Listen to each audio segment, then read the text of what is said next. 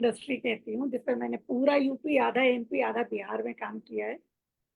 और ओके। यही वजह थी कि मैं हेल्थ सेक्टर में काम करते करते मेरा जो है इंटरेस्ट पब्लिक हेल्थ की तरफ आया, जहां मैंने देखा कि कई बारी ऐसी बहुत सारी चीजें जिनको हम अवॉइड कर सक रहे हैं, उसको सिर्फ जानकारी के अभाव में अवॉइड नहीं कर पाते हैं। और बाद में जब वो बीमारियां हो जाती हैं, तो ना सिर्फ बहुत सारा पैसा खर्च होता है, बल्कि बहुत सारा समय लगता है, और जो हमारे अपने होते हैं ना, उनको तकलीफ भी बहुत होती है।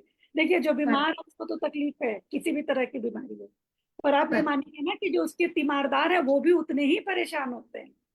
करेक्ट करेक्ट नहीं है कि बीमार बिस्तर पे पड़ गया वो परेशान है और तीमारदार नहीं है।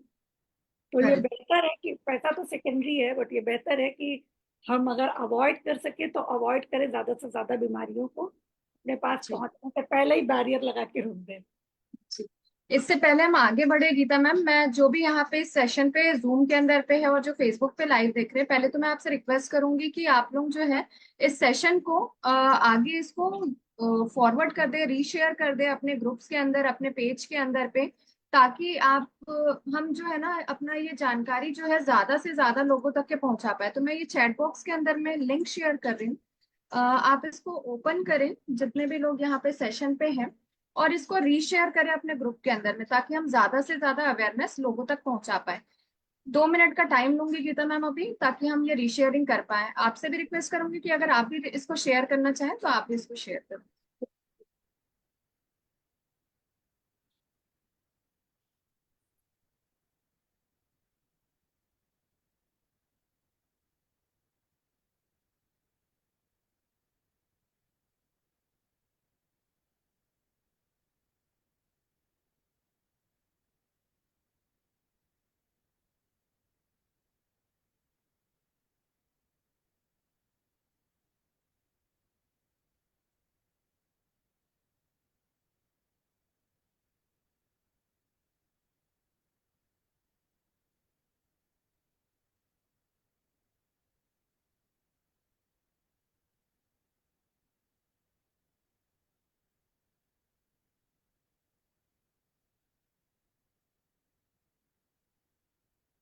मनीषा जी, जब तक लोग शेयर कर रहे हैं और कुछ और लोग हमारे साथ जुड़ रहे हैं, तब जी तक हम लोग बातचीत के सिलसिले को आगे जी बढ़ाते हैं। तो जी मैं आपसे ये जानना चाहूंगी कि जी।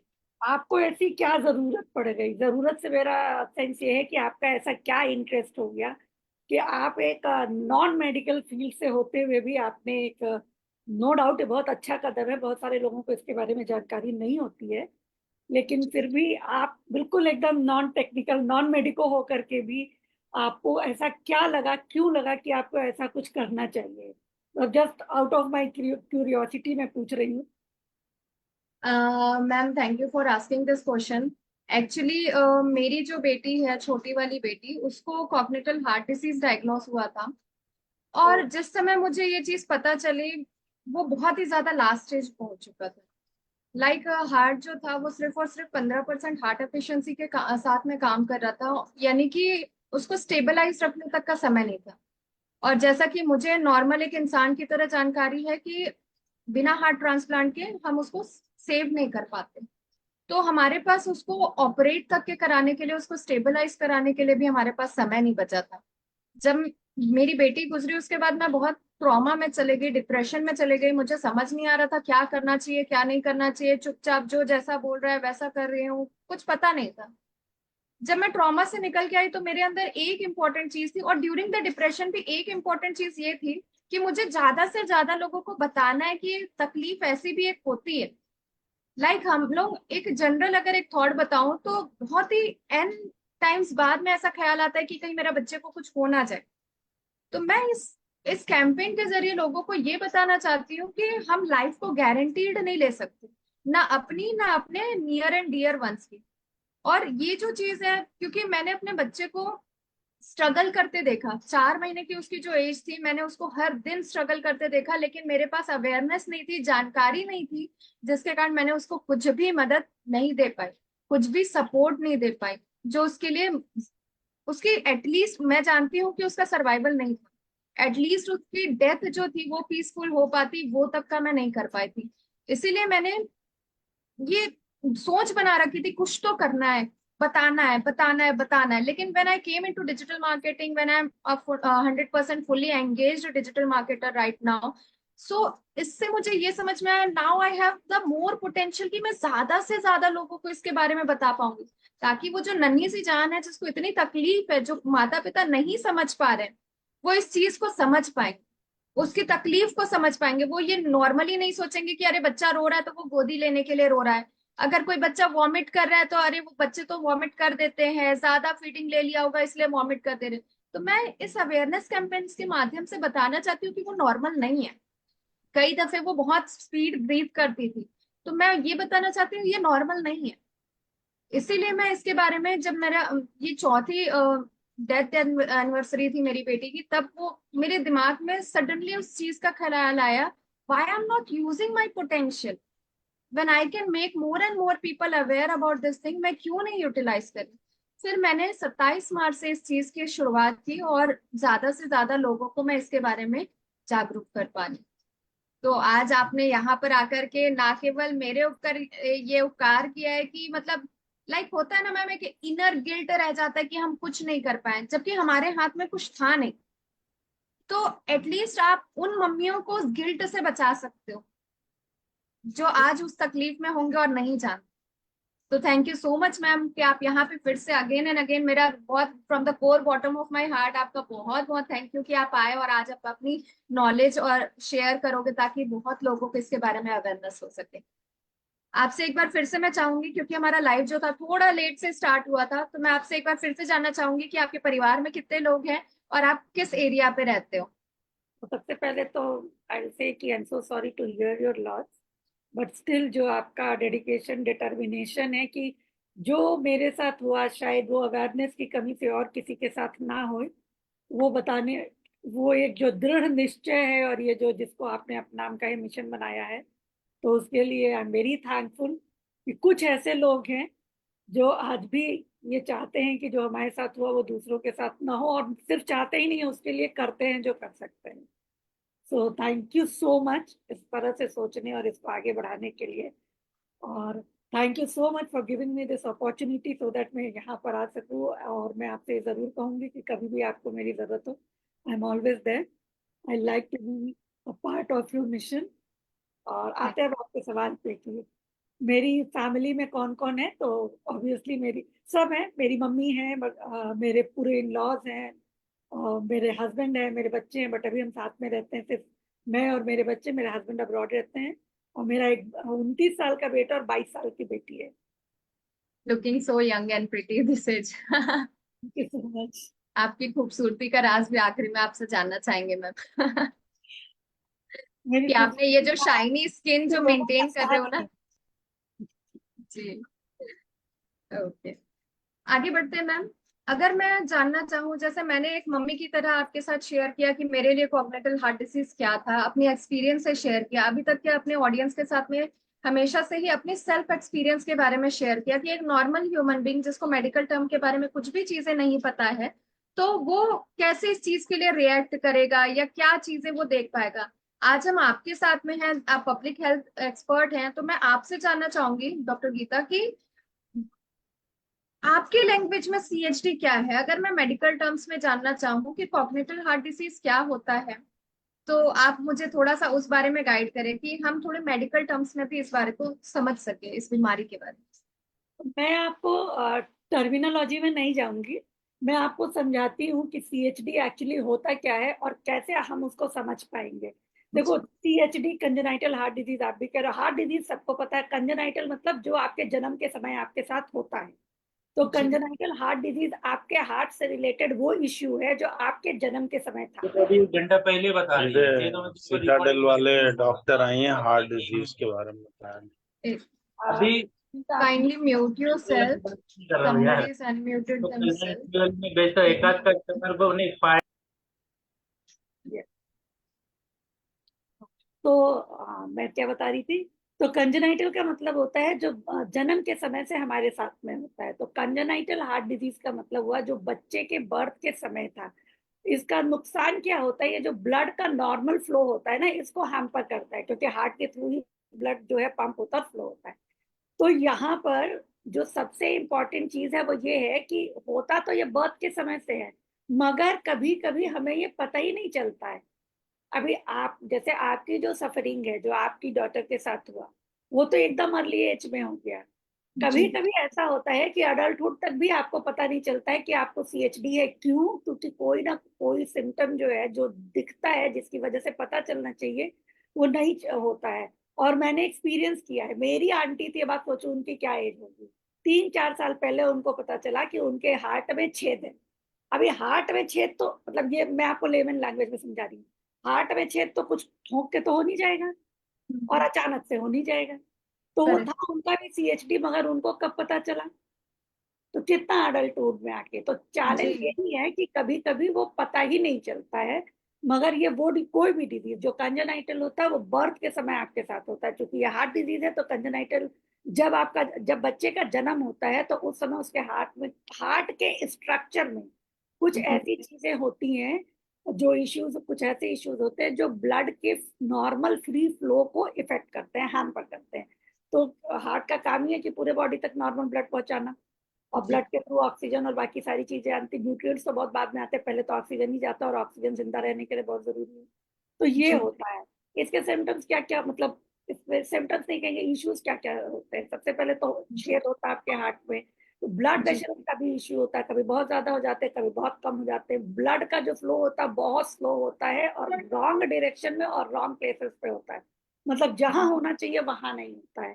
तो कभी कभी हार्ट के वॉल्व के साथ भी प्रॉब्लम हो जाता है। हार्ट के वॉल्व जो होते हैं वो ब्लड के फ्लो को कंट्रोल करते हैं, तो कभी कभी हार्ट के वॉल्व के साथ भी हो जाता है। तो कोई भी हार्ट से रिलेटेड ऐसा इश्यू, हार्ट के स्ट्रक्चर से रिलेटेड ऐसा इश्यू जो आप बर्थ के समय से प्रेजेंट है, वो होता है कंजेनाइटल हार्ट डिजीज। और कभी कभी तो ये इतना सिंपल होता है कि आपको कभी मतलब पता ही नहीं चलता, पूरी जिंदगी आपके साथ उसके साथ गुजर गई। कभी कभी ऐसा होता है कि बड़े होने के बाद अडल्टहुड में पता चल रहा है, लेट अडल्टहुड में पता चल रहा है, कभी कभी आपको प्रेगनेंसी के दौरान नहीं पता चला, बर्थ के बाद पता चल रहा है, कभी कभी प्रेगनेंसी के दौरान भी पता चलता है, और फिर फर्दर डायग्नोसिस करते हैं, और अगर डिटेक्ट हो जाता है तो फिर उसके साथ जो ट्रीटमेंट्स है वो होते हैं। और लेकिन कुछ कुछ केसेस में, जैसे मैंने कहा, कुछ कुछ केसेस में बहुत समय तक पता ही नहीं चलता, कोई सिम्टम नहीं जी होता, इतना माइल्ड सिम्टम होता है कि कोई दिक्कत नहीं होता। लेकिन कुछ जी कुछ केसेस में ये लाइफ थ्रेटनिंग भी होता है, जैसा आपकी डॉटर के साथ हुआ। और ये इन्फेंसी में ही, मतलब जब बच्चा बहुत छोटा होता है तभी सीरियस ट्रीटमेंट जरूरी होता है, जैसा आपकी डॉटर के साथ हुआ। तो जब भी मैं इस बारे में सुनती हूँ वो मुझे बार बार फिर वही तकलीफ और वही सारी चीजें फिर याद से आने लगती हैं। आई am so sorry for that. अब इसमें थोड़ा सा ये गाइड करिए मैम कि क्या कोई प्रेग्नेंट लेडी है वो कुछ प्रिकॉशंस ऐसे कर सकती है जिससे कि ये परिस्थिति अवॉइड करी जा सके। जैसा कि आपने बताया कि सीएचडी जो है वो जन्मजात विकृति या कुछ चीजें जो है हमारे हार्ट के अलाइनमेंट में कुछ गड़बड़ी है जिसके कारण होती है। तो क्या इस चीज के लिए जस्ट आफ्टर बर्थ हम कुछ अवॉइड करने के लिए कर सकते हैं? लेकिन आपने कहा कि ये जन्म से ही है, मतलब वो पेट से ही होकर आया है। तो क्या कुछ ऐसा किया जा सकता है ड्यूरिंग प्रेगनेंसी के इसको अवॉइड किया जा सके? देखिए, कोई ऐसी प्रूवन स्ट्रैटेजी अभी तक नहीं है, और किसी साइंटिस्ट ने अभी तक कुछ ऐसा नहीं बनाया कि आप इसको अवॉइड कर सके। ठीक है, अननोन कॉजेज है, इसके कॉजेज भी नहीं नोन है। कभी कभी ये जेनेटिक भी होता है, कभी कभी किसी किसी फैमिली में होता है, बहुत सालों बाद एक बार। वैसे भी तो जेनेटिकल डिसऑर्डर ऐसे ही होते हैं, बहुत सालों बाद कभी एक बार आ गए। तो इसका कोई ऐसा प्रूवन स्ट्रैटेजी नहीं है कि हम ये करेंगे तो नहीं ही होगा। लेकिन हाँ, कुछ चीजों को हम अवॉइड कर सकते हैं, और ये वही चीजें हैं जो नॉर्मली आपको प्रेगनेंसी में अवॉइड करने को कही जाती है। जैसे आपके मन से कोई मेडिकेशन मत लीजिए, अल्कोहल का यूज मत कीजिए, स्मोकिंग मत कीजिए। देखिए, बहुत अभी भी इंडिया में अपने यहाँ ऐसा ही है कि अल्कोहल और स्मोकिंग फीमेल्स में कमी है, लेकिन सबसे ज्यादा क्या होता है, पैसिव स्मोकिंग हो जाती है। तो पैसिव स्मोकिंग को भी आपको अवॉइड करना, मतलब अगर आपके हस्बैंड बहुत स्मोक करते हैं और आप घर में ही है तो हो गई, या अगर आप ऑफिस में काम कर रहे हैं, आपके कलीग्स बहुत स्मोक कर रहे हैं, अभी तो आजकल डेडिकेटेड प्लेसेस बना दी गई है इसीलिए स्मोकिंग की, आप देखिए पब्लिक प्लेसेस पे स्मोकिंग मना है। तो उसकी यही वजह है। तो पैसिव स्मोकिंग एक होता है। और अल्कोहल का यूज तो एकदम भी नहीं कीजिए। सर्टेन मेडिकेशन एकदम नहीं आपको लेना चाहिए। किसी भी तरह की कोई चैलेंज हो, जैसे मेडिकल जो चैलेंजेस हम लोग कहते हैं ना, बहुत नॉर्मल है, बीपी, कोलेस्ट्रॉल, इन सब का मेडिकेशन बिना डॉक्टर से पूछे ना ले।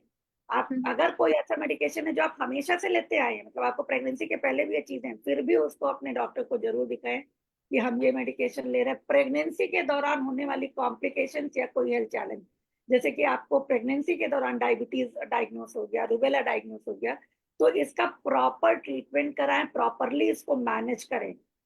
तो अगर हम इन सब चीजों को अवॉइड करेंगे तो हम अवॉइड कर सकते हैं। एक और चीज है, बहुत सारे लोग, पता नहीं आप लोगों ने नाम सुना है या नहीं, रिक्रिएशनल ड्रग्स कहते हैं। रिक्रिएशनल ड्रग वो होता है जो क्रिएटिव लोग होते हैं वो उसका इस्तेमाल करते हैं अपनी क्रिएटिविटी बढ़ाने के लिए। पहले जमाने में चाय और सिगरेट ही हुआ करता था, अभी तो बहुत सारे ऐसे ड्रग्स हैं, ये पब्लिक प्लेटफॉर्म है, मैं नाम नहीं लूंगी। तो उसका इस्तेमाल करते हैं, तो उनका इस्तेमाल मत करिए, उनके इस्तेमाल से भी ये हो सकता है। प्रेगनेंसी के दौरान जितने भी रिकमेंडेड टेस्ट है सब करवाइए। देखिए जैसे यूएसजी है, सोनोग्राफी, अल्ट्रासाउंड जिसको हम लेमन्स लैंग्वेज में कहते हैं, अभी तो फिर भी बहुत कॉमन हो गया है, लेकिन मुझे कुछ साल पहले तक का याद है, 10 साल पहले, 12 साल पहले तक का, या हम अपनी बात करते हैं, मेरी प्रेगनेंसी के टाइम में 30 साल पहले की मैं बात कर रही हूँ, तो ये होता था कि अरे अल्ट्रासाउंड तो होना ही नहीं चाहिए। सबके अपने अपने विचार हैं, अल्ट्रासाउंड जहाँ जरूरत है वहां होना चाहिए, जहाँ नहीं जरूरत है वहां नहीं होना चाहिए, अननेसेसरी। लेकिन अगर आपके डॉक्टर ने कहा है तो प्लीज कृपा करके उसकी बात माने।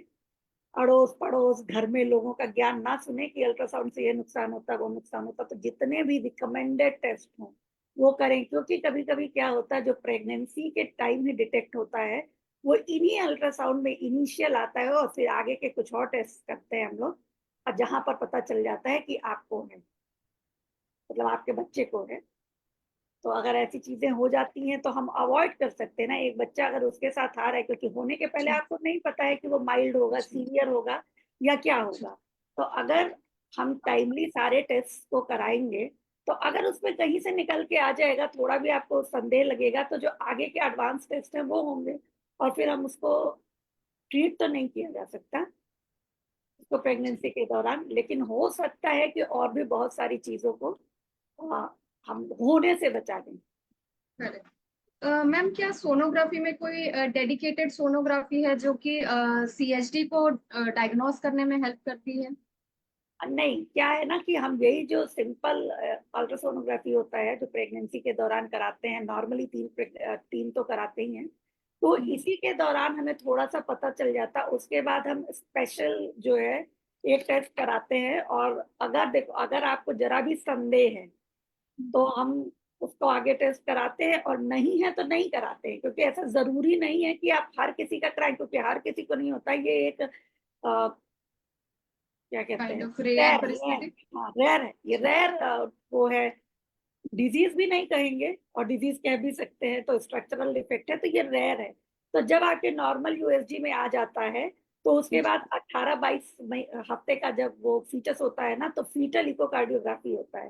तो जब हम ये टेस्ट कराते हैं, मैं ये नहीं कह रही कि हर कोई जाके इसको करा ले, जब आपको आपका डॉक्टर कहे तब आप ये कराएं, तो थोड़ा सा पुख्ता हो जाता है संदेह कि है या नहीं है, क्योंकि कभी कभी संदेह है मगर वो नहीं भी होता है, तो ये कंफर्मेशन हो जाता है सीएचडी के लिए। और अगर आपकी फैमिली में हिस्ट्री है, अगर आपका जेनेटिक है, और मतलब कभी भी आपकी फैमिली में कभी एक बार भी हुआ है, जेनेटिक है चाहे नहीं है, तो आप हायर रिस्क पे हैं, तो ये टेस्ट जरूर कराएं। लेकिन इस टेस्ट में भी जो बहुत माइल्ड होते हैं ना डिसऑर्डर्स, जो बहुत माइल्ड डिफेक्ट है, वो नहीं डिटेक्ट हो पाता है। लेकिन 100% एक्यूरेसी हम नहीं कह सकते हैं, क्योंकि अगर छोटी सी चीज है जो उस परिस्थिति में शायद डेवलप होना स्टार्ट हुई हो तो वो उस पे नजर नहीं आ रही है, बाद में जाकर के वो सीवियर हो गई है काइंड ऑफ। और अगर बहुत माइल्ड सा वो है, तो जैसा कि मैंने कहा कि कभी कभी तो हम पूरी अपनी जिंदगी गुजार देते हो, कोई दिक्कत ही नहीं होती, तो फिर इसलिए वो बहुत माइल्ड सी चीज डिटेक्ट नहीं होती, तो 100% कंफर्म भी नहीं है। लेकिन अगर कोई जरा भी शक आ जाता है तो जरूर कराएं, सो दैट दो ओपिनियन तो हो ही जाए, दो एविडेंस तो हो ही जाए कि क्या करना है, और उसके आगे क्या करना है ये आप अपने डॉक्टर पे छोड़ें। बहुत अच्छी जानकारी दी आपने मैम। जैसे जो भी रिकॉर्डिंग अभी देख रहे हैं या लाइव सुन रहे हैं मैम को, तो आप ये हमेशा ध्यान रखिए कि अगर कभी भी थोड़ी भी शंका लग रही है। अच्छा मैम, एक और चीज पहले ब्रीफ करने से पहले मैं ये जानना चाहूंगी कि मान के चलिए प्रेगनेंसी के दौरान जैसे आप जो समय बता रहे हो उसी के नियर अबाउट मुझे थोड़ी सी अपनी हेल्थ में थोड़ा डामाडोल हुआ था कंडीशन, एंड मुझे उस समय आर्थराइटिस डायग्नोस हुआ था। तो अर्थराइटिस के दौरान एक समय ऐसा आया था कि मैं पूरे 5 दिन से 7 दिन जो था मैं चल भी नहीं पा रही थी, मेरे घुटने गिरने लगते थे, मैं खाने का एक कौर नहीं बाइट उठा नहीं पाती थी।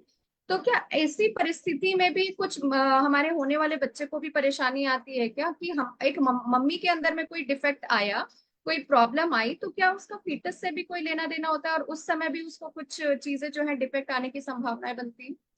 जी बिल्कुल, क्या है ना कि हम सभी लोग जानते हैं कि हम जो खा रहे हैं, अगर मान लो अगर आपको फीवर भी हुआ है तो आप फीवर के लिए मेडिसिन लोगे ना, तो वो आपके अंदर ही जाएगा।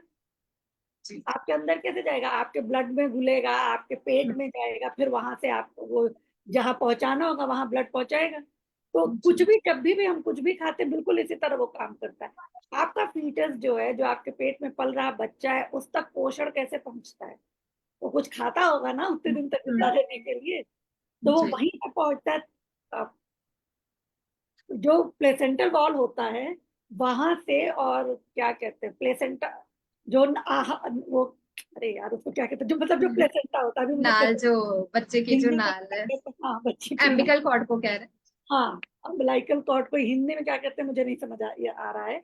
तो उसके थ्रू बच्चे से जुड़ा होता है, वहीं से बच्चे को पोषण वोषण सब मिलता है, वहां बच्चा मुंह खोल के नहीं खाता है कुछ।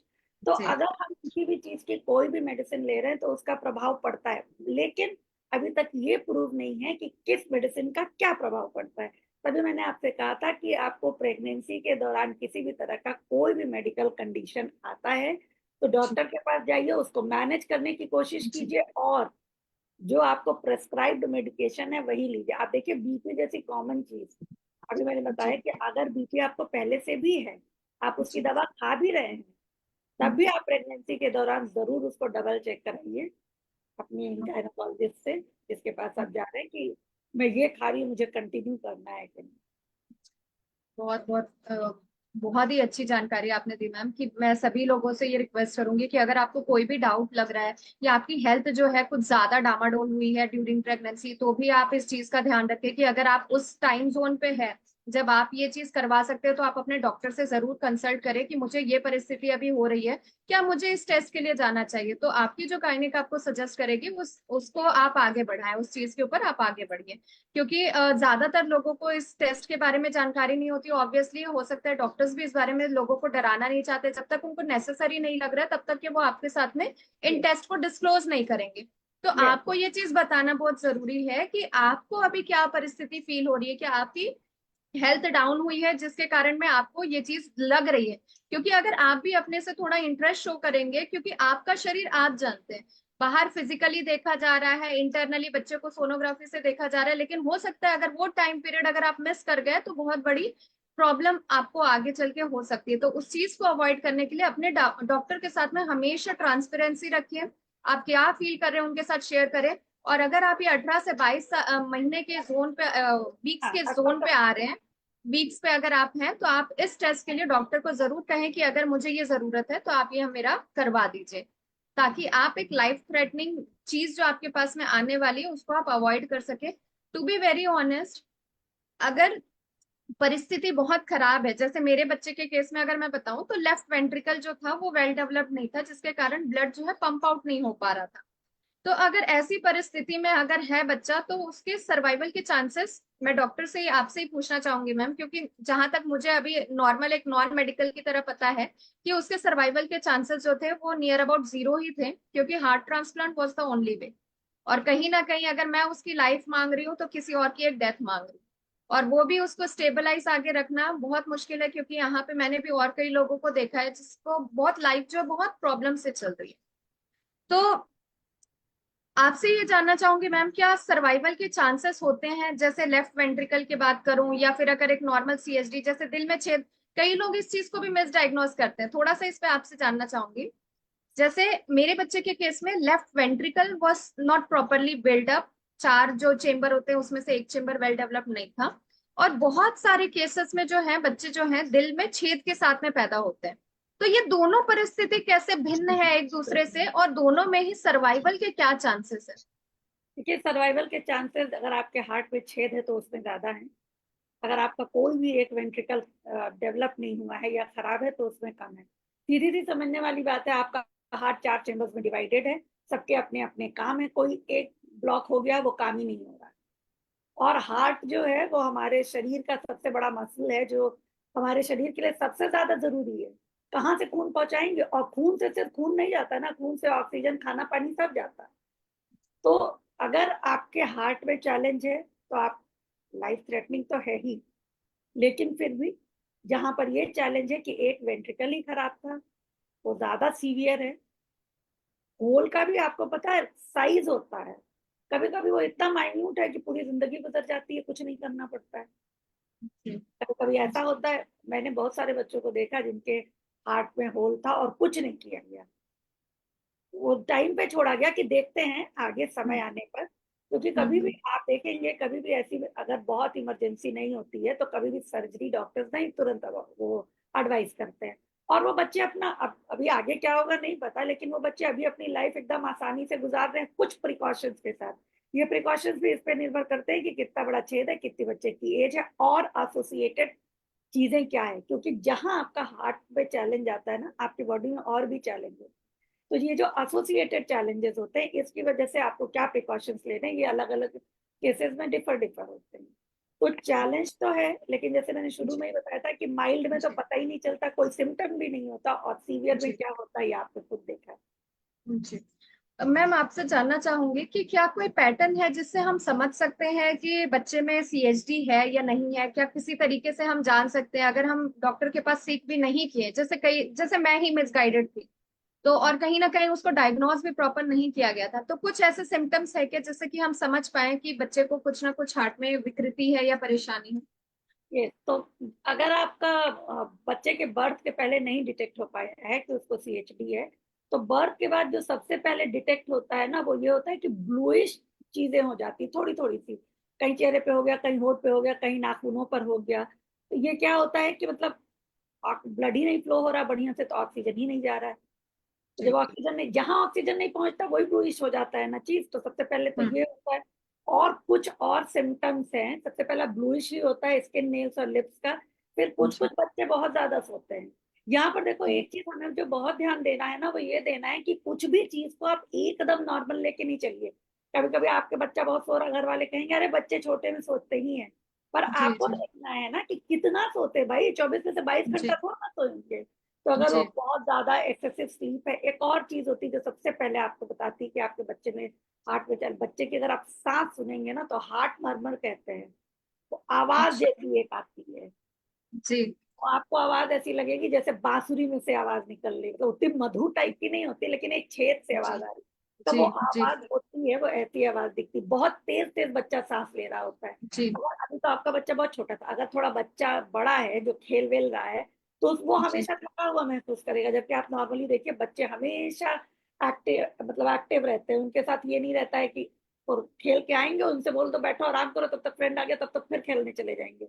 बट आप जी देखेंगे कि कुछ बच्चे ऐसे होते हैं जो बहुत थक जाते हैं, मतलब वो एक्टिव नहीं होते हैं, समय से पहले थक जा रहे हैं, फिर वो उनका जी मन नहीं लगना। ये आप थोड़े बड़े बच्चों में ही समझ सकते हैं, बहुत छोटे बच्चे में नहीं समझ सकते हैं। जी ब्लड का सर्कुलेशन पुअर होता है, ब्लड का सर्कुलेशन पुअर है, ये भी आपको ऐसे ही दिखेगा कि कहीं कहीं कुछ कुछ हिस्से जो शरीर के जी हैं ना, आपको एकदम नॉर्मल बॉडी कलर के नहीं दिखेंगे, थोड़ा ब्लूइश हो जाएंगे, पल्स बहुत वीक होगा। तो ये सारी जो चीजें होती हैं, अभी पल्स वीक है ये आपको कैसे पता लगेगा, अगर आपको पल्स नापना नहीं आता तो कैसे फीवर वीवर होता है तो आपका पल्स जो है थोड़ा हाई चलने लगता है, जी जी उसी तरीके से बहुत धीरे धीरे चलेगा। कैसे छोटे बच्चे में, हमारे बच्चे छोटे थे तो हम लोग घबरा जाते थे, बड़ा सुस्त सा लग रहा है, फिर हाथ हम्म पकड़ के देख रहे, चाहे हमें पल्स समझ नहीं आ रही है कि कहाँ है उसके हम्म छोटे बच्चे में, लेकिन देख रहे जी तो आपको ऐसे लगेगा कि पल्स वीक है। इम्पॉर्टेंट होता है हार्ट मर्मर, और ये जो ब्लूइश जो टेंट होता है ना, जी जी होठ पे, स्किन पे, नाखूनों पे, होठ पे सबसे जी पहले होठ ही नीले पड़ते हैं। जी जी तो ये चीजें हैं। आपकी इस बात को मैं बिल्कुल एग्री करूंगी मैम, क्योंकि जो साउंड आप कह रहे, ब्रीथिंग की जो पैटर्न है और वो जो सांस की आवाज है, लिटरली मेरे बच्चे के केस में जब वो सोती थी तो अचानक से बहुत तेज आवाज आने लगती थी। मतलब वो जो काइंड ऑफ बहुत ज्यादा तेज आवाज आती थी। वो जैसे उतना बांस छोटा के बच्चा जो जंगलों है, में आवाज आती है वैसी आवाज आती हाँ एग्जैक्टली वो कह सकते हैं कि वो फटे बांस की आवाज आ रही है टाइप से, उस तरीके की आवाज आती थी। तो समझ में नहीं आता था कि ये इतना छोटा बच्चा और इतनी तेज आवाज कैसे आ रही है। तो आप आपकी उस बात को बिल्कुल एग्री करूंगी। इवन कलर जो आपने कहा, मेरे बच्चे का कलर पूरा डार्क हो गया था जब वो पैदा हुई थी, तो बहुत ही वाइट थी, लाइट शेड थी, फेयर थी। लेकिन जैसे धीरे धीरे समय बढ़ता गया तो वो धीरे धीरे काली पड़ती गई। हो सकता है वो नीली पड़ रही थी, हम उसको काला समझ रहे थे। और है। जैसे ही उसको ऑक्सीजन सपोर्ट मिला तो वो वापस से फेयर हो गई immediately, with in an hour, 1 घंटे के अंदर। हम इसको ऐसे समझ सकते हैं ना, कहीं चोट लगती है हमें तो वो हिस्सा नीला पड़ जाता है, जी क्योंकि वो डैमेज हो जाती हैं चीजें, फिर वहां तक मतलब जो मर गया वो ब्लू ब्लू सा रहता है क्योंकि वो ऑक्सीजन ले नहीं पा रहा। फिर जब हम्म ऑक्सीजन पहुंचने लगता है तो पुराना मरा हुआ हट गया, नहीं आपकी जो स्किन होती है, जो टिश्यूज होते हैं वो फिर ब्लू नहीं होते, फिर नॉर्मल हो जाते हैं। तो ये जो हम्म, सिम्टम्स है ना, ये जी वैरी करते हैं बहुत सारे हम्म, फैक्टर्स पे, एज पे। जी इतने आपको हार्ट इश्यूज हैं, एक ही नहीं होता, कभी कभी कई हो सकता है। कितना सीवियर आपका डिजीज है और कौन सा वाल किस टाइप का है, जी जी तो माइल्ड टू मॉडरेट या सीवियर किस में है। हम्म, तो ये डिफर करता है सिम्टम। लेकिन हाँ, जी शुरुआत की ये सारे सिम्टम शुरुआत में दिखते हैं। लेकिन एकदम माइल्ड है तो बहुत अच्छी बात है, कुछ नहीं दिखता है, ऊपर वाला करे किसी के साथ ऐसा ना हो तो कोई जी सिम्टम जी ना दिखे। जी आगे बढ़ते हैं मैम कि हम जो बच्चे जो है सीएचडी से गुजर रहे हैं उसको हम किस तरीके से हेल्प आउट कर सकते हैं? क्या हम उनके लिए चीजें जो है नॉर्मलाइज कर सकते, मतलब कुछ थोड़ा सा उनको सपोर्ट दे सकते हैं जिससे कि उनकी जो तकलीफ है थोड़ी कम कर सके? यस, तो उसके लिए तो सबसे इम्पोर्टेंट यही है कि अगर आपको जरा भी संदेह लग रहा है, कोई भी आपको सिम्टम इसमें से दिख रहा है, तो आप सबसे पहले पीडियाट्रिशियन के पास जाइए। फिर पीडियाट्रिशियन आपको बताएगा कि आपको सुपर स्पेशलिस्ट के पास जाने की जरूरत है या वो हैंडल कर लेगा। और उसके बाद आपको एक बारी अगर पता चल गया कि इस तरह की चीज है तो बच्चे की स्पेशल केयर करिए। जैसे छोटी छोटी चीजों में हम लोग कभी कभी घरेलू उपाय भी अपनाने लगते हैं, तो हम्म ऐसे बच्चों के साथ आपको कोई घरेलू उपाय नहीं अपनाना है। कहीं भी किसी भी काम में खुद को ऐसा नहीं इन्वॉल्व करना है, क्योंकि कई बार हमारी फैमिली के चक्कर में छोटे बच्चे नेग्लेक्ट होते हैं, रो रहा है तो रो ही रहा है, हम जो काम कर रहे हैं वो हम्म नहीं बात क्या रहे हैं। तो ये नहीं जी करना होगा, ये आप बिल्कुल कर ही नहीं सकते, ये करना तो आप अफोर्ड ही नहीं कर सकते, क्योंकि जिस बच्चे के हार्ट में चैलेंज है वो जब रोएगा तो उसको बहुत दिक्कत होगी। तो आपको इसको देखना होता। अगर बच्चे को ऐसा कोई चैलेंज नहीं है, बहुत माइल्ड है और थोड़ा बड़ा बच्चा हो जाता है, तो फिर बहुत इस पर फोकस हमें रखना होता है, क्योंकि सीएचडी के साथ जो बच्चे हैं, अगर मान लो बहुत माइल्ड नहीं है, थोड़ा बहुत भी है, तो उनके फिजिकल एक्टिविटी पर एक तरह का प्रतिबंध होता है। जैसे मैंने बताया कि ये आपका सिम्टम भी है, तो सिम्टम क्यों है, क्योंकि वो उस तरह का कर नहीं सकते, इसलिए तो थका फील करते हैं। तो इसीलिए अगर आपको डायग्नोस हो गया आपके बच्चे को, तो उसके फिजिकल एक्टिविटी पे कुछ रिस्ट्रिक्शन होगा, तो बहुत ध्यान रखिए। और छोटे बच्चों के साथ बहुत कठिन होता है कि बच्चा खेलना चाह रहा है भीड़ में और अपने फ्रेंड्स के साथ, और आप कहें कि नहीं, तो थोड़ा आप उसमें अपने फ्रेंड्स की हेल्प ले सकते हैं। अगर आपको जरूरत है आप साइकोलॉजिस्ट की हेल्प लीजिए। बच्चे का ध्यान रखिए। और ऐसे केसेस में एक बहुत इंपॉर्टेंट चीज ये होती है कि बच्चे को शुरू में कैलोरीज की ज्यादा जरूरत होती है। फिर उन कैलोरीज को देने के लिए, जब हम उन कैलोरीज को बच्चे को देते हैं तो बच्चा ओवरवेट भी हो जाता है। और साथ ही साथ बच्चा फिजिकल एक्टिविटी बहुत ज्यादा नहीं कर सकता, कुछ फिजिकल एक्टिविटी पर रिस्ट्रिक्शन होता है, और वो फिजिकल एक्टिविटी नहीं कर सकता तो उसकी ओबेसिटी को भी कम नहीं कर सकते। तो ये एक बहुत कठिन चीज होती है, क्योंकि आप उसकी कैलोरीज भी नहीं कम कर सकते, क्योंकि वो प्रेस्क्राइब्ड ही है, आपको वो देना ही है। आप फिजिकल एक्टिविटी नहीं बढ़ा सकते। तो इस समय थोड़ा सा आपको जागरूक रहने, ध्यान देने की जरूरत है कि हम कैसे उस कैलोरी को इस तरीके से दें कि ओबेसिटी में ना बदले।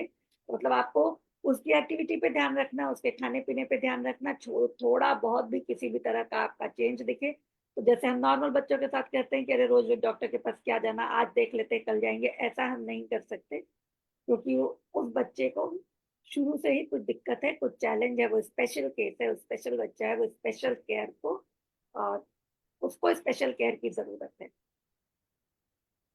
Thank you so much ma'am for this wonderful knowledge. Because ऐसा होता है कई दफे कि हम ये कर जाते हैं कि चलो आज नहीं तो कल हम हॉस्पिटल ले जाएंगे, क्योंकि हमने भी ऐसी गलतियां की हैं, क्योंकि अवेयरनेस नहीं था। वो लाइफ लॉन्ग का हमारे साथ में गिल्ट रह जाता है।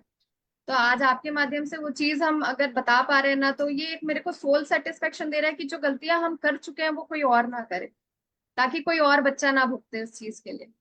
तो तो आप सीएचडी तो जो है सो है ही। मैंने तो देखा है जब मैं जॉब में थी तो अस्पतालों में भर करके कैसे आते थे, बच्चे नीले पड़ जाते हैं। घर वाले क्या मतलब, जो बड़े बुजुर्ग हैं वो कहते हैं ठंडा लग रहा है बच्चा नीला हो गया। अरे ठंडा बच्चे को ही लग रहा, हमें नहीं लग रहा है क्या? और अगर ठंडा लगी रहा तो गर्म रखो, क्यों नीला होने दो? तो ये जो नेग्लिजेंस कहते हैं ना, वो नहीं होना चाहिए। वैसे तो नेग्लिजेंस किसी भी बच्चे के साथ नहीं होना चाहिए। अगर हम एक बच्चे को इस दुनिया में लाए हैं तो उसका ध्यान रखना हमारा कर्तव्य है। नहीं रख सकते तो मत लाइए, लेकिन अगर आप लाए हैं तो उसका ध्यान रखिए। चलो फिर भी थोड़ा बहुत हम लोग कहते हैं कि इम्यूनिटी डेवलप होती है, ये होता है, थोड़ा बहुत नॉर्मल बच्चों के साथ आप कर सकते हैं। बट जो स्पेशल है वो स्पेशल है, उसके साथ आपको स्पेशल करना पड़ेगा। मैम आपसे ये भी जानना चाहूंगी, क्या ये जो सिम्टम्स है क्या किसी तरीके से मिसडायग्नोज भी किए जाते हैं डॉक्टर्स के द्वारा कि शायद ये कुछ और परिस्थिति नजर आ रही है और कहीं ना कहीं मिसडायग्नोज की तरफ जाते हैं? क्योंकि मेरे केस में ऐसा हो चुका है। तो मैं आपसे भी जानना चाहूंगी, क्या ऐसी परिस्थिति आती है कि ये डाउट की कंडीशन बनती है जिससे कि बच्चे को सीएचडी था और वो कुछ और बीमारी में डायग्नोज किया गया? देखिए मैं आपको बताऊं, जो मिस डायग्नोसिस कहते हैं या गलत डायग्नोसिस कहते हैं, वो किसी एक चीज में नहीं है, वो तो कभी भी कहीं भी हो सकती है, क्योंकि सभी इंसान है, डॉक्टर भी भगवान तो है नहीं। तो एक तो ये होता है कि कुछ हो गया, दूसरा बहुत सारे सिम्टम्स जो होते हैं ना ओवरलैपिंग होते हैं। तो एक ह्यूमन टेंडेंसी ये भी होती है कि हम सबसे पहले सबसे बड़ी चीज पे नहीं जाते हैं, सबकी होती है। आप जी। देखिए, अगर डॉक्टर आपको बता भी दे कि हो सकता है ये हो लेकिन जरूरी नहीं है, और निकल भी आए कि वो है, तो आप वो मानने को तैयार नहीं होते हैं तुरंत कि हाँ यही है ना? करेक्ट। करेक्ट। तो वो जी। एक ह्यूमन एरर हो सकता है। दूसरा, जी। बहुत सारे सिम्टम्स ओवरलैपिंग होते हैं। जी। आस्थमा के सिम्टम्स और हार्ट डिजीज के जो इनिशियल सिम्टम्स होते हैं वो एक जैसे होते हैं। आप कई बार देखेंगे, बच्चों की तो छोड़ दीजिए, कई बार देखेंगे बहुत बड़े होने तक जो ऐसे अडल्ट हैं जिनको सीएचडी था बचपन से, और कभी कोई बहुत सीवियर नहीं था, उनको बहुत मॉडरेट या सीवियर नहीं था, जिसकी वजह से कोई सीएचडी का सिम्टम नहीं दिखा, और उनको जब दिक्कत शुरू होती है तो उनका अस्थमा का ट्रीटमेंट होता है। और होते रहता है जब तक कि वो किसी सुपर स्पेशलिस्ट के पास या सुपर स्पेशलिस्ट हॉस्पिटल में ना पहुंचे, और जहां पर जाकर के ना पता चले कि भैया ये कुछ लेना देना नहीं है लंग से, इसका सब लेना देना हार्ट से है। तो ओ, इसलिए ये ओके। मिस हो जाती है, क्योंकि जी। ओवरलैपिंग सिम्टम्स है ना, थकान, जी। पीढ़ी समझ रहे से थकान, सांस लेने में परेशानी, थोड़ा सा काम करने में हाफ जाना, हैं। हम्म। ये जी। सारी चीजें ना, सिर्फ एक जो जो जी। ब्लूइश टिंट है, ये जी। अस्थमा में तब तक नहीं आता जब तक कि बहुत मतलब बहुत देर तक आपको बहुत दिक्कत रही हो, है ना? अस्थमा में आप देखेंगे मुंह खोल के जी। आदमी सांस लेने लगता है तो उसको आराम हो जाता है। जी। बट जी। अस्थमा में ब्लू टिंट आने का मतलब है कि आप जी। घंटे 2 घंटे से उस सिम्टम से झेल, तो सिर्फ एक ये सिम्टम अलग, अदरवाइज बहुत सारे सिम्टम्स इसी के, यहीं पे नहीं, बहुत सारी बीमारियों के बहुत सारे सिम्टम्स ओवरलैप करते हैं, तो ये चैलेंज जी। आ जाता है। बट जी। कोई भी जान के ऐसा करना नहीं चाहता है, क्योंकि डॉक्टर का एक ही उद्देश्य होता है कि जो उसके पास आया है वो वहां से अच्छा होकर के जाए। जी। ये बहुत बड़ा, क्योंकि एक मिथ रह जाता है जो पेरेंट्स ऐसे गुजर रहे हैं या जिन्होंने अपने बच्चे को मिस कर दिया है, खो दिया है, तो उनके दिमाग में ये कहीं ना कहीं एक तकलीफ और एक क्वेश्चन मार्क रह जाता है कि कहीं ना कहीं डॉक्टर की गलती के कारण मेरा बच्चा डायग्नोस नहीं हो पाया। तो आज आपने वो एक बहुत बड़ा मिथ भी क्लियर किया मेरे दिमाग से और ऐसे बहुत सारे पेरेंट्स के भी दिमाग से, क्योंकि कहीं ना कहीं डॉक्टर्स भी भगवान नहीं है, वो भी सिम्टम्स देख करके ही जज कर रहे हैं या डायग्नोस कर रहे हैं। और इतने अर्ली स्टेज में किसी भी बच्चे को एकदम ना एक्सरे के लिए एक्सपोज किया जाएगा ना सोनोग्राफी के लिए एक्सपोज किया जाएगा, तो ऑब्वियस है कि कहीं ना कहीं ओवरलैपिंग सिम्टम्स के कारण में भी बच्चा जो है मिसडायग्नोस हो जाता है। तो इस परिस्थिति में भी आज मेरा ये जागरूकता फैलाने का मकसद ये है कि कहीं ना कहीं हम दिल के बारे में सोच ही नहीं पाते हैं कि कुछ ऐसी परेशानी हो सकती। तो Yes. ये अवेयरनेस के माध्यम से मैं ये बताना चाह रही हूँ लोगों को कि आप एक चीज ये भी दिमाग में रखिए कि कहीं ऐसा तो नहीं है, और आप अपने डॉक्टर के साथ में इस चीज को शेयर करिए कि डॉक्टर मैंने कहीं ये सुना था कि ये सिम्टम जो है इसके भी होते हैं। तो जब आप उस चीज को शेयर करेंगे तो डॉक्टर भी उस तरफ में एक बार अपनी आंख लगाएंगे, वरना जनरली कॉलिक बेबी हो गया, गैस होगा, ये सारी चीजें नॉर्मल डायग्नोस कर जाते हैं क्योंकि ये इन जनरल छोटे बच्चे में होने वाले सिम्टम्स है जो कि इसके साथ ओवरलैप करते हैं।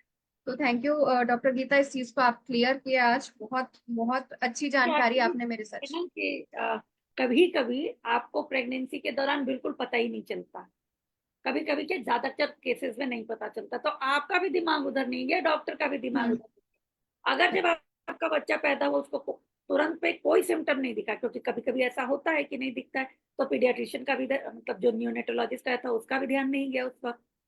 तो फिर जी क्या होता है कि बच्चे के पेपर पे कहीं ऐसा कुछ लिखा ही नहीं जाता, तो जी जब उसको दिक्कत होती है और वो पीडियाट्रिशियन के पास जाता है तो इस बारे में कोई सोच ही नहीं पाता है। जी जी तो जब लेकिन जब बार बार यही सिम्टम्स रिपीट होंगे और आप जाएंगे तो उनका यही काम है, वो कहीं ना कहीं से ढूंढ के निकालेंगे। कई बार जी आपसे आपसे जो सवाल पूछे जाते हैं आपकी फैमिली के बारे में, किसी जी को ऐसा था, वो यही रूल आउट करने की कोशिश की जाती है कि कहीं ऐसा कुछ तो नहीं है जो छूट रहा है हमसे। जी जी जी, बहुत बहुत थैंक यू मैम। मैम आपसे जानना चाहूंगी, क्या सीएचडी का कोई ट्रीटमेंट है यहाँ पे जिसकी मदद से ट्रीटमेंट किया जा सकता है? ये तो पहले तो उसका जो है डायग्नोसिस है कि अगर आपको इस तरह के सिम्टम्स आ रहे हैं तो फर्दर जो है आप उसको कराइए, उसमें physical examination, chest X-ray, ECG, echocardiogram, इस तरह की बहुत सारी चीजें होती हैं। और पल्स का मॉनिटरिंग होता है जो कि इजी होता है, पल्स ऑक्सीमीटर से हो जाता है। तो जब ये सारी चीजें हो जाती हैं और उसके बाद ऐसा लगता है कि मतलब 100% कंफर्म हो गया कि अब आपको सीएचडी ही है, तो उसके लिए जैसे हमने बात किया था, बताया था अभी आपको कि आप उसके लिए, ये ऐसी चीज नहीं है जिसको कि हर कोई ट्रीट कर सकेगा। आप स्पेशलिस्ट के पास जाइए, वो कहता सुपर स्पेशलिस्ट के पास जाइए, ट्रीटमेंट है। वो ट्रीटमेंट भी डिपेंड करता है कि कितनी सीवियरिटी है, माइल्ड, मॉडरेट, सीवियर, कितना ज्यादा, जैसा भी है उस पर डिपेंड करता है ये ट्रीटमेंट। और बहुत सारे लोग इससे रिकवर भी हुए हैं। जैसे मैंने आपको बताया था कि जो हार्ट में छेद होता है, कभी कभी कुछ उसमें करना ही नहीं पड़ता है, कभी कभी क्या होता है कि उसका सर्जरी होती है और वो चल जाता है। तो डिपेंड करता है कितना माइल्ड है, बट ट्रीटमेंट तो कराना ही चाहिए। मनीषा जी आपकी आवाज नहीं आ रही, आप म्यूट हो गए। जी। मैं ये जानना चाह रही हूँ मैम कि इस ट्रीटमेंट का कॉस्ट क्या पड़ता होगा डिपेंडिंग अपॉन अलग अलग बीमारियां? यस, थोड़े मोड़े एग्जांपल्स के साथ में आप हमको बता पाएंगे तो बहुत अच्छा रहेगा कि क्या कॉस्ट बैठता होगा इसके लिए। देखिए ट्रीटमेंट तो जो है वो कॉस्टली होगा, क्योंकि हमेशा अगर हम छोटे बच्चों की बात करें तो छोटे बच्चों का ट्रीटमेंट कॉस्टली होता है, ऊपर से हार्ट से रिलेटेड है तो वो भी कॉस्टली होता है, तो कॉस्टली तो होगा ही होगा। दूसरा, जी एग्जैक्ट आप नहीं कर सकते क्योंकि ये डिपेंड करता है कि आप किस तरह के अस्पताल में जा रहे हैं, जी किस तरह। आजकल तो आपने अस्पतालों को भी देखा है, तो जी आजकल तो नॉर्मल ट्रीटमेंट बहुत महंगा है, तो ट्रीटमेंट को हम जी प्राइस तो बता ही नहीं सकते हैं। जी जी लेकिन हाँ ये है कि ट्रीटमेंट जरूरी है, ट्रीटमेंट को कभी प्राइस से आंकिए भी मत, एक जिंदगी जी की कीमत पैसा नहीं हो सकता है। जी। मैम मैं ये जानना चाहूंगी कि जैसे बहुत सारे ऐसे भी पेरेंट्स होते हैं जो कि फाइनेंशियली रूप से उतने सक्षम नहीं होते हैं, they are not capable of treating their kids, तो वो चाहते हैं कि मेरा बच्चा अच्छा हो जाए। तो क्या आपको गवर्नमेंट की कुछ ऐसी योजनाओं के बारे में जानकारी है जिसकी मदद से हम उन पेरेंट्स की मदद कर पाए जो कि इस कॉग्निटल हार्ट डिजीज से उनका बच्चा गुजर रहा है?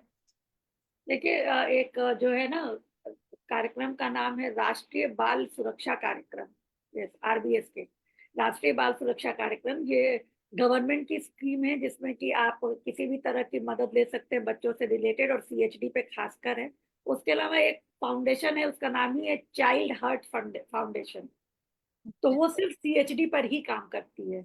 अभी अलग अलग सरकारों ने बहुत कुछ किया, जैसे आसाम में एक ऑर्गेनाइजेशन है, गवर्नमेंट की ही ऑर्गेनाइजेशन है जो स्पेशली जी सीएचडी पे काम करती है। अभी मुझे नाम मेरे दिमाग से स्लिप कर गया लेकिन वो हाँ, कोई बात। नाम में है गवर्नमेंट की ऑर्गेनाइजेशन। और ऑल ओवर इंडिया अगर आप बात करें तो प्रधानमंत्री का ये है इनिशिएटिव, उसका नाम ही है राष्ट्रीय बाल सुरक्षा कार्यक्रम। ये ऑल ओवर इंडिया ये कार्यक्रम है, सीएचडी पे बहुत फोकस है इसमें, बाकी हर तरह के जो बच्चों से रिलेटेड बीमारियां हैं उसमें। जी जी तो आप जरूर जाएं सरकारी जी अस्पतालों जी में, और इस तरह के यदि आप नहीं अफोर्ड कर सकते हैं बड़े अस्पताल को, नहीं तो हर कोई तो जो है वो चाहते ही है कि अपने बच्चे को अच्छे से अच्छे अस्पताल में ले जाना जी चाहे।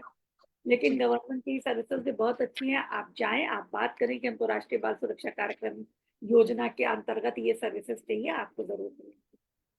वंडरफुल मैम, ये जो जानकारी आपने दी इससे कई सारे माता पिता की हेल्प होगी, क्योंकि कहीं ना कहीं वो ये समझते हैं कि अगर इतनी बड़ी बीमारी हो गई है तो वो कहीं ना कहीं हिम्मत हार जाते हैं कि पैसे के अभाव में हम बच्चे का ट्रीटमेंट नहीं करा पाएंगे।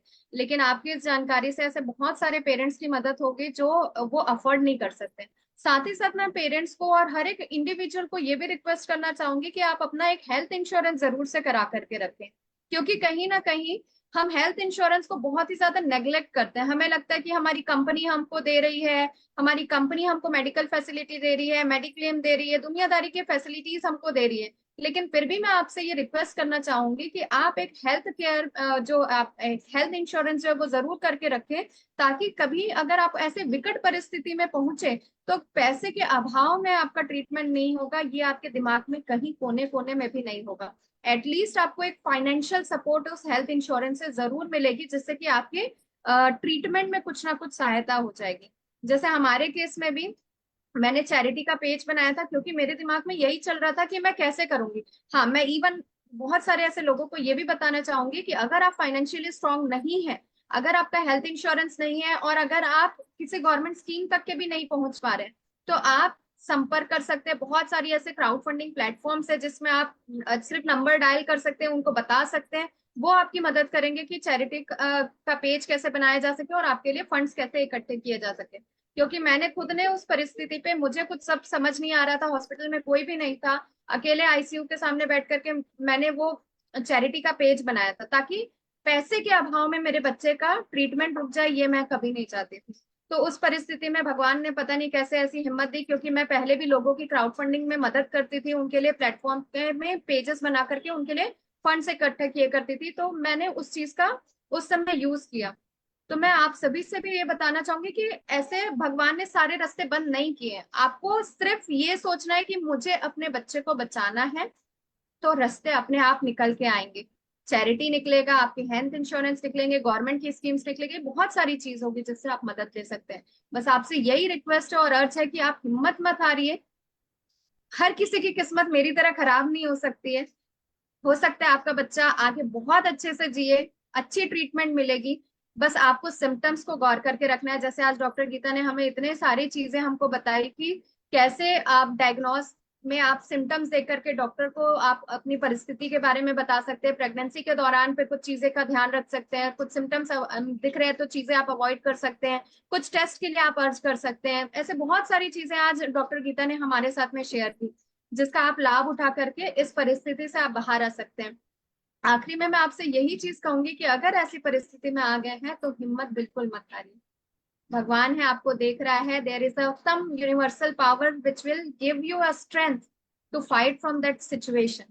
तो आप उस परिस्थिति से लड़ पाएंगे और आप अपने बच्चे के लिए बहुत अच्छा कर पाएंगे। अगर आपको लग रहा है कुछ भी लास्ट ऑप्शन नहीं बचा है, तो आपको एटलीस्ट वो समय पीसफुल और हैपनिंग बनाना है, हैप्पीनेस लेकर के आना है उस टाइम पे, ताकि जाने वाले का जो समय है उस टाइम पे बहुत खुशी खुशी से जाए। और मैं नहीं चाहूंगी कि ऐसे किसी की भी लाइफ में ऐसी परिस्थिति आए, बट अगर फिर भी आई तो आप बहुत स्ट्रांग है।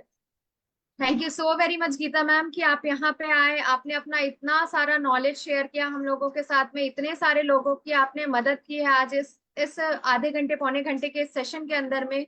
अगर हम इस कैंपेन के द्वारा एक भी बच्चे की मदद कर पाए तो ये कैंपेन करना हमारा वर्थ इट हो जाएगा। तो आपका बहुत बहुत thank you ma'am, from the core bottom of my heart, कि आपने इस इन्विटेशन को एक्सेप्ट किया और आप यहाँ पे आए और अपने सारा ज्ञान हमारे साथ में शेयर किया। Thank you so much. Thank you so much Manisha ji for giving me this opportunity. और बिल्कुल आप ही की तरह मैं भी ये मानती हूँ कि अगर इसकी वजह से किसी भी एक जिंदगी में कोई परिवर्तन आ सका, कोई बदलाव आ सका, तो I will be blessed. Thank you so much. Thank you so very much Geeta ma'am.